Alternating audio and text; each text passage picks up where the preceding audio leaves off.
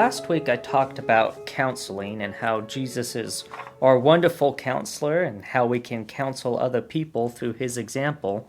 And as I was thinking about kind of the skill of counseling, I was reminded of when I learned that a large portion of counseling is dealing with exposing the lies that we believe in our heart and bringing God's truth in to replace those lies.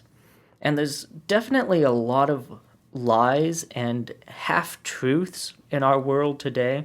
And so what I wanted to do to kind of follow up what I talked about last week was start this new series on truth and really what truth is and how we should handle truth and utilize it. And so I'm going to be starting today by talking about how we understand truth. Because really that's the first step before we can do anything with truth, is we have to be able to understand what it is and how it works. And I've done a short 5-minute sermon on this before, but it's been a while and I wanted to go a little bit more in depth through this process to help us really learn the skills needed to understand truth completely in our life. And it's so important for us, especially as believers, to do this because the opposite of truth, of course, is lies. And when we look at John chapter 8, verse 44, Jesus is talking about Satan and the tools that Satan uses. And he says that he, Satan, was a murderer from the beginning, not holding to the truth, for there is no truth in him.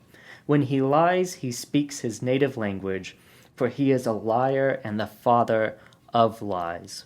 So Satan likes to use lies in our life to destroy our life.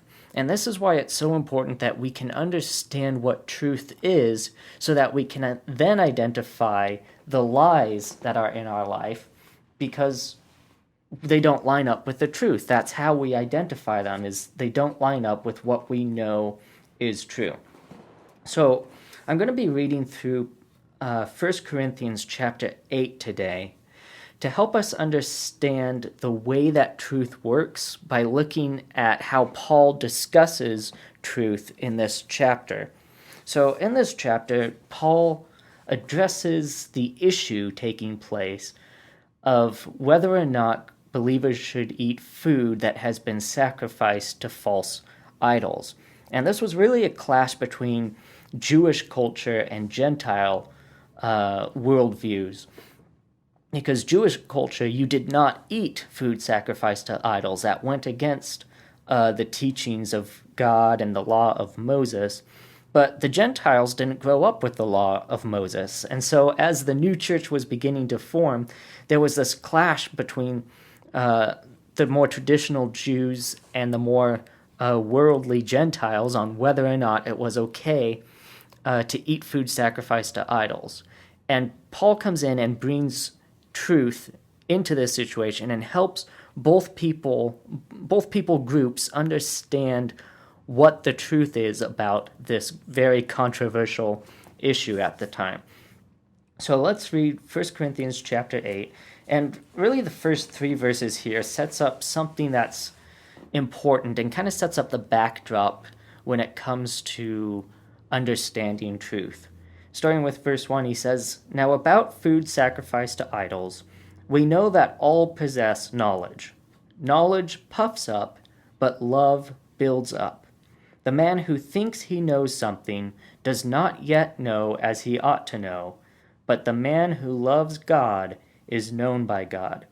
So Paul kind of sets up the argument that he's going to make by saying, look, we all know stuff.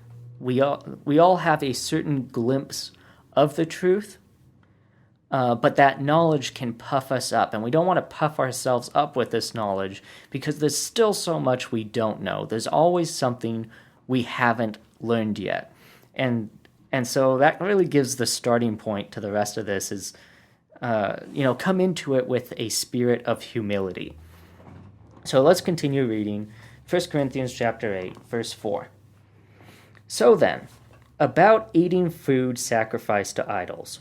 We know that an idol is nothing at all in the world, and that there is no God but one. For even if there are so-called gods, whether in heaven or on earth, as indeed there are many quote-unquote gods and many lords, yet for us there is but one God, the Father, from whom all things came and for whom we live. And there is but one Lord, Jesus Christ, through whom all things came, and through whom we live. So Paul begins by talking about the things that they already know. He's saying, look, this is what we know to be true. This is something that is not debated among this people group. It's something that we can agree on, and it gives some common ground for both the Jewish people and the Gentiles to stand on as Paul begins leading them into the rest of the discussion about this food sacrificed to idols. But it's important to notice here how Paul begins this conversation, first of all with humility, like, okay, you guys all know stuff. Let's begin with that, but you don't know everything. So with that in mind, let's talk about what we do know. And this is something we can agree on. And this is really important when it comes to understanding truth, is that truth is always connected to the reality we already live in.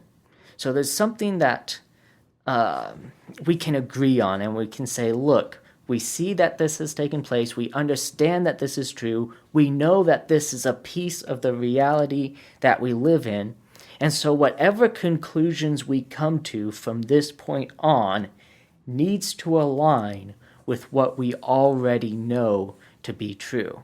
Right? That's the starting point. Look, we know this to be true. We know this is real. This is reality.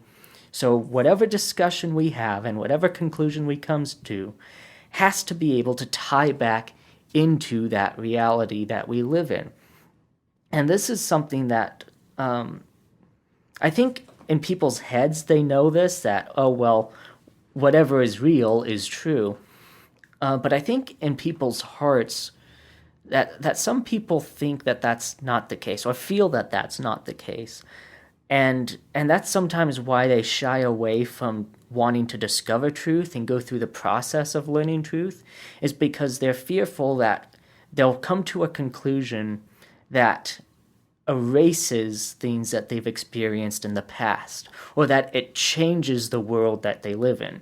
And so you really have to start with the understanding that whatever truth you are going to discover, it isn't going to erase or change anything that already exists. It's simply to give you a deeper understanding of what already exists, a deeper understanding of the reality that we already begin with. So you're starting with, what do we know? What is true? What can we see in the reality around us? The same thing happens when you apply the scientific method, right? The first step of the scientific method is to observe the world around you.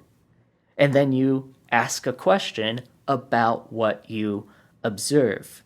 And so when we are pursuing truth, any kind of truth, right? This could be scientific truth, it could be biblical truth, it could be political, whatever the case may be, whatever the topic, whatever the category, you want to start by observing what you see. What do you know to be true? What can we agree upon?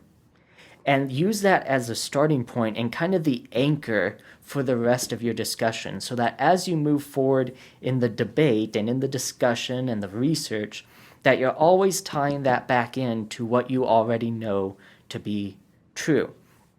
And then, we can get into if the facts that you are discovering disprove what you thought to be true, well, that's different, because that's what you think. That's what you are thinking about what you see. But it still has to align with what you do see and what is observable.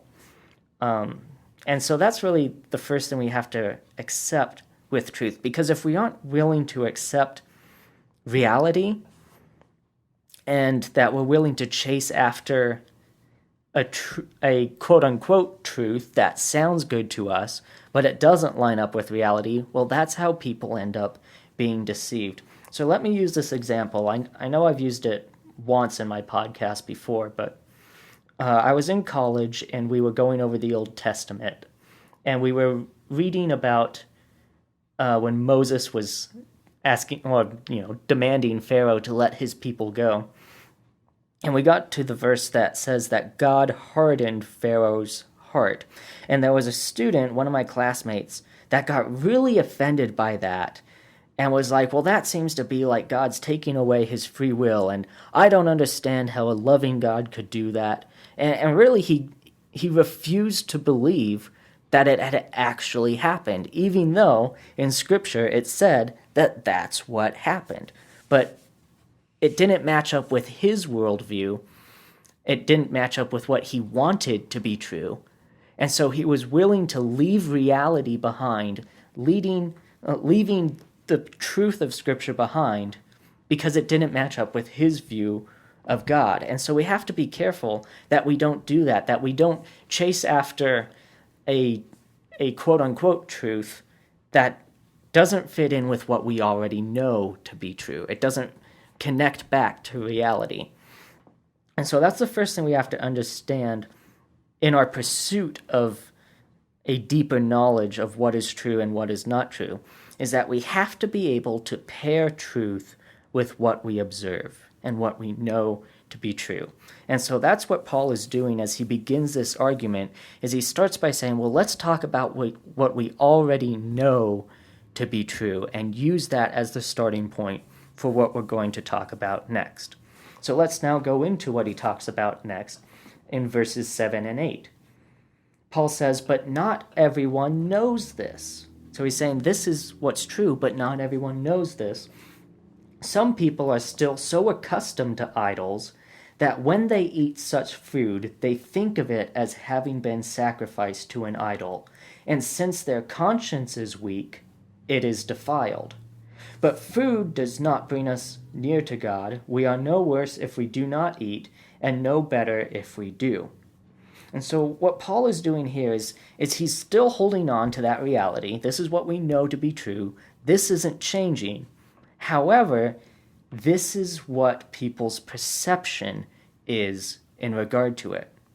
And that's what Paul is doing, is he is bringing up the perspectives of other people in order to give those that have already agreed on this one point about eating food sacrificed to idols. Well, idols aren't really a god. They're just fake. They're made up. They aren't the one true God. There is only one God. There's not a whole lot of idols. Okay, we accept that. However, not everyone is aware of that. And so when they eat the food, they think of it as having been sacrificed to an idol, so it becomes defiled in their mind. So when they do go through that process of eating that food, for them, they are viewing that as a sinful act, as something that goes against their belief in God. And it's not because the truth has changed, but rather their perspective adds a deeper element to it, simply because of what they do not know. And so for them, even though it's not sinful for us who, believe that idols are just foolishness, right? Even though that's not an issue for us because we know what's true, for them it is an issue because they don't have that same kind of knowledge that we have. And so when Paul is doing this, he's bringing up the perspective of other people and how they look at the situation. What he's doing is showing that this truth about whether or not it's okay for a person to eat food sacrificed to idols, that truth has more than one side to it. And this is true about any kind of truth, is that there's always more than one side to that truth. There are always deeper levels of it that can give us greater and greater understanding. But when we only come through it or come towards it in one perspective, from our perspective, our angle, and say, well, this is truth, we aren't seeing most of the time the whole truth because we are only seeing it from that one angle and that one perspective. And so it takes getting the perspective of other people in order to gain a more thorough understanding of what that truth looks like. So let me use this story that I'm pretty sure I used it when I last talked about understanding truth, but it's one of my favorite illustrations, and it works so well at really bringing this point home. It's the story of two friends who were very close, and they talked to each other on two sides of a road. And they were great friends, and a person walks through the middle of them who is wearing a hat. And after the person leaves, one friend talks about how much he liked that person's red hat, and the other person says how much they loved the hat, but it wasn't red, it was green. And so each of these friends is so convinced of what color the hat is. No, it was a red hat. I saw it. It was red. What are you talking about? And the other person, no, what are you talking about? It was green. I clearly saw it. And so both of them were so convinced that what they saw was true, that they saw the right color, that they became angry with one another, and it caused them to fight. And then eventually the person comes back, and when they see the person coming back, they realize that the hat is red on one side and green on the other side.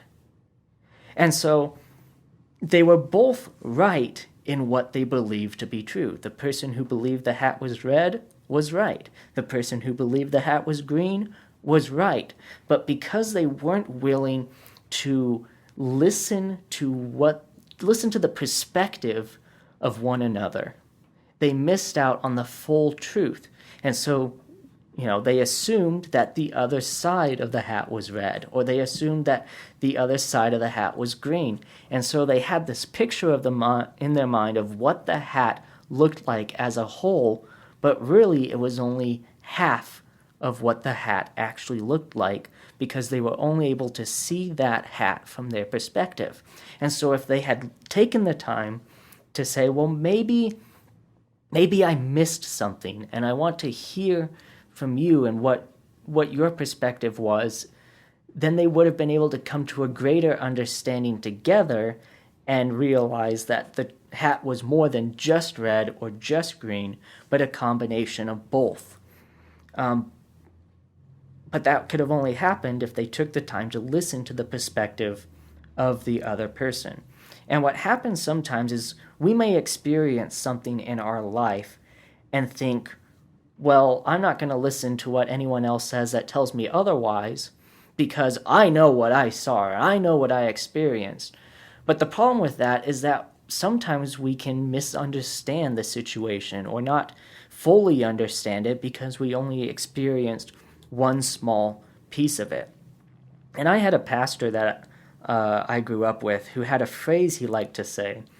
And when I first heard the phrase, I was like, ooh, that's so good. I really like that. But over the years, I've come to realize that the phrase is flawed. So the phrase that he would say is that someone who has had an experience will never be at the mercy of someone who has an argument. So someone who has an experience will never be at the mercy of someone who has an argument. Saying, if you've experienced it yourself, it doesn't matter what anyone else tries to say or tries to dissuade you, because you were there, you experienced it, it happened. But the problem with that is that sometimes what we experience, everything that we experience is filtered through our perspective alone. And sometimes we can miss out on the full story of what actually happened, right? That's why if there's a car accident and it's disputed about what happened, that the policeman is going to get lots of different people's perspectives on that because he's trying to build the whole story in his mind. He wants to get many people's experiences rather than just one experience. And so we have to be careful sometimes that we don't let our one perspective, that we don't convince ourselves that that's the full story and refuse to listen to what anyone else says, Because if we refuse to listen to them, now obviously you don't take everything people say at face value and just believe them just because they said it, right? You still have to test it and make sure that it lines up with what you already know to be true. But to realize that just because you have one piece of the story doesn't mean that you fully understand what's going on. I mean, don't give yourself that much credit. You're not perfect. You're not going to completely understand it just by having that one experience with it and just seeing it from your angle. You're not always going to catch everything. No one's that good. No one's that perfect to completely understand something right away. We need the perspectives of other people to help give ourselves a full picture, right? The people from our story with the red and green hat. Somebody, that first friend could have said, well, I know the hat was red. I'm not going to listen to you say otherwise because I know what I saw. Now, obviously, the balance there is that he wouldn't say, well, I guess if the other friend says it's green and I saw red, then I must be wrong, and I guess it was just green. Well, that doesn't go back to reality. You know what you saw was red, but maybe there was green in it too. And then that opens up the possibilities for you thinking, oh, maybe it's red on one side, green on the other. And so this isn't to say that your experience was wrong, or that what you experienced didn't actually happen, but simply that just because you experienced one side of it doesn't mean that you got the whole story. And so with anything where we're trying to understand the full story, understand the full context of the truth, we have to make sure that we're listening to other people's perspectives instead of assuming that whatever we experienced was the whole truth. Truth always has more than one side to it. And that's what Paul is saying with this food sacrifice to idols. He's saying, look, yes, we know what's true. We've agreed on that. But there's more to this story and more things we have to take into consideration than just that. Because there are some people among us who do not know that truth, and so it changes the entire experience for them. And we need to be aware of that to understand completely what is going on, not just in our life, but the lives of those around us as well, so that we can have a greater grasp of what is taking place and why there's an issue in the first place. So, truth has to stay connected to reality, and it has more than one side. And then there's another thing about truth that we see as we continue reading on. So let's continue with verse 9 now. He says, "Be careful, however, that the exercise of your freedom does not become a stumbling block to the weak. For if anyone with a weak conscience sees you who have this knowledge eating in an idol's temple, won't he be emboldened to eat what has been sacrificed to idols? So this weak brother for whom Christ died is destroyed by your knowledge. When you sin against your brothers in this way and wound their weak conscience, you sin against Christ. Therefore, if what I eat causes my brother to fall into sin, I will never eat meat again, so that I will not cause him to fall." And this is really what brings the people Paul is writing this to, what brings them to a full truth about this situation. So Paul takes what they already know to be true, and he takes this perspective of really ignorance, this ignorant perspective of others, and takes both of those perspectives, both of those worldviews, and combines it into one consensus. So it's not two different truths, right? That's something we often hear in our world today about my truth and your truth. He's not taking two truths, he's taking two perspectives and combining it to give a greater understanding of one truth that applies to both perspectives. It's one truth, two perspectives. And what I see from this, if one truth can provide more than one perspective, and really when you look at what Paul instructs for them to do from that, he says, look, realize what is true, but live in a way that is helpful to people from this perspective. And so really taking that truth, so taking the two perspectives, putting it into one truth, and then taking that one truth and dividing it into two different perspectives. And so if Paul is able to do that in this discussion he gives, what I learn from that is that truth is adaptable. Truth is adaptable. It adapts to the situation. Now, that doesn't mean it changes. That doesn't mean that, right? Because it's not two different truths, it's one truth, but it's two different perspectives, right? So the content of the truth doesn't change. That stays the same. But the truth can then adapt to work in a different way from two different perspectives. So think of it like any kind of liquid, right? Like water. Water has one composition, but it takes different forms depending on where it is placed. So different forms, but the same composition. That is truly how truth works. The composition of truth doesn't change. The truth itself will always be the same. It stays true. But it adapts to different situations differently. One truth, two perspectives. One composition, two forms.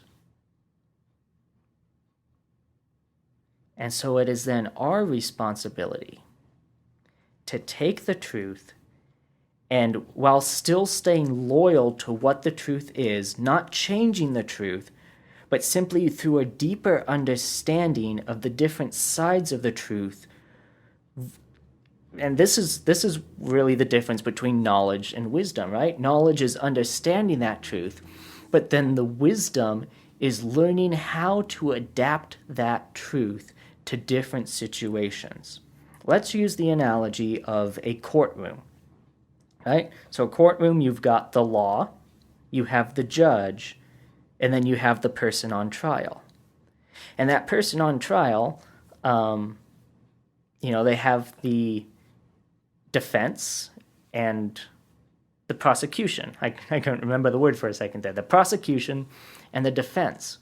And so what the judge does is the judge hears the perspective of both sides, the defense and the prosecution.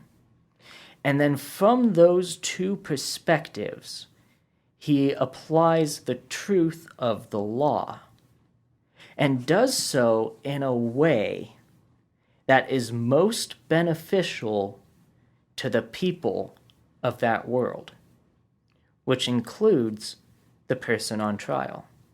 So, for instance, if the person on trial cannot be found to be guilty, the law doesn't change that doing whatever they were accused of was wrong, but simply there wasn't enough evidence to prove them guilty. So the best thing for the judge to do with that law is to say, you can go. You were not proven guilty. There is not enough evidence to say that you went against this truth. And that's the most loving thing for the judge to do in that instant, is to let that person go. But if that person is proven guilty, they did break that law, the loving thing is not for the judge to change the law, right? The judge doesn't have the power to change the law. It simply applies the law to that specific situation, in which case the loving thing to do is to place that person somewhere where they can't harm anyone else. And that then becomes the loving thing to do. So the law isn't changing, but the way it is applied is different based on the situation and the knowledge of the different perspectives that are coming together to provide a more full truth. Right? And this is kind of the role that we are to play as Christians. So in this analogy, God is the law. He says, this is what's right, this is what's wrong. This is righteous, this is sinful. And we, as the judge in this illustration, have studied that. We study God's word, we learn what is right and what is sinful. And then our role is to realize, what do we do with that in the lives of the people around us? Because the person on trial in this illustration is the people of the world. And our goal is to reunite those people with God. But we don't change God's truth to do so. And so we have to navigate those people through the truth in a loving way so that we can reach them and remain loyal to God's truth.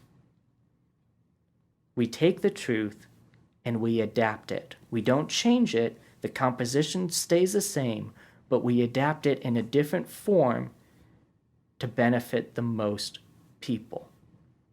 That's what Paul did with this. He says, look, you know that eating food sacrificed to idols really doesn't matter because it's just food, and idols are foolishness. They're fake. They're not real.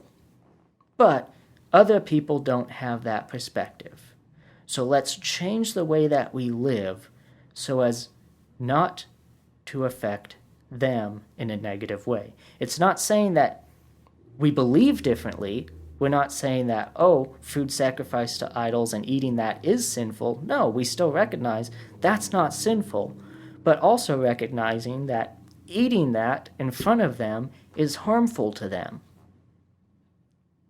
So in that way, Paul is urging them to remain faithful to the truth, but also to act in a loving way to others. And that's what we need to do as well, is to take this adaptable truth that we have and remain both faithful to that truth, but also be loving to other people.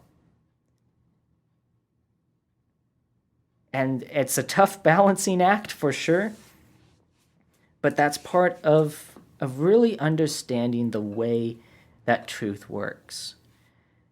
And we want to make sure that we do that to the best of our ability. And that's why it's so important to really fully understand truth to the best of our ability, so that we know how to apply it lovingly.